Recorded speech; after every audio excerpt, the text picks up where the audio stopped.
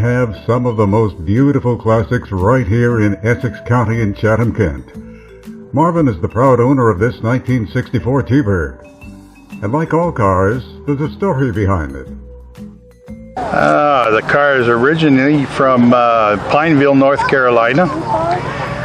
The original owner was 87 years old. Unfortunately, he was giving up his license because he unfortunately had some health issues and he needed to give up his license, so he did. And his niece put the car online, and I had been searching for several years, and then this popped up one day, and I started investigating it a little bit closer and got in touch with a gentleman and spoke with him several times over the phone. And my brother-in-law and I were going to make a road trip to Texas to go look at a couple cars, but I was willing to make a bit of a detour to North Carolina, provided it was something I was going to be interested in.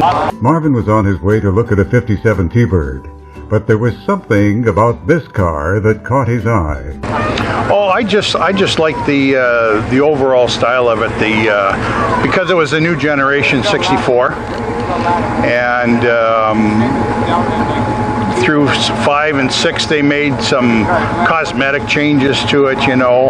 But I've always been a big fan of the 64. Originally, though, I got to admit, I was going to look at a 57.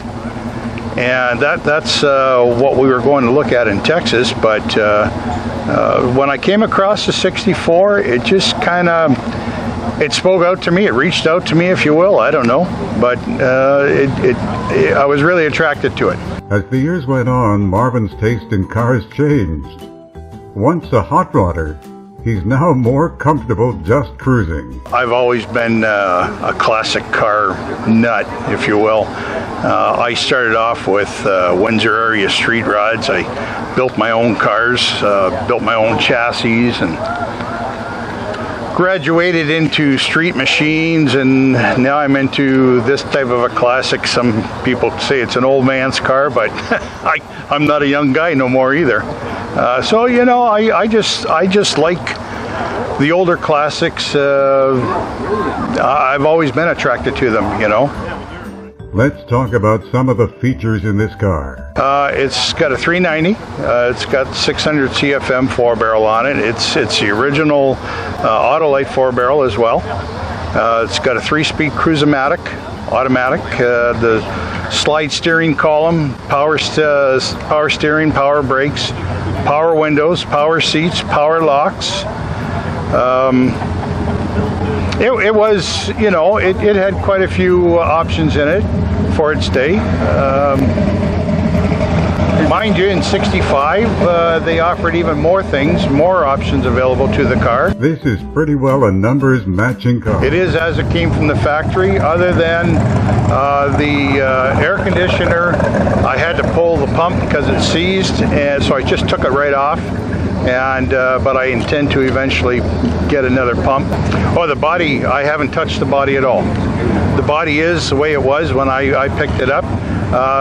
The fellow that I got it from, the front left fender had been T-boned, and his nephew repaired it, and I have to admit, didn't do a very good job at all.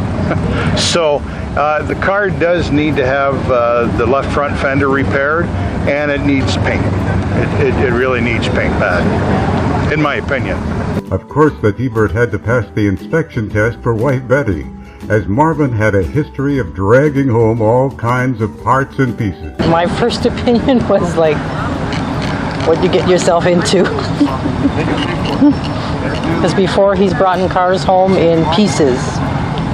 Like a fender here, a fender there, a motor here. But that's all ancient history now. Betty loves this car as well. That's the story of Marvin's 1964 T-Bird. Thanks for viewing. Have a safe winter.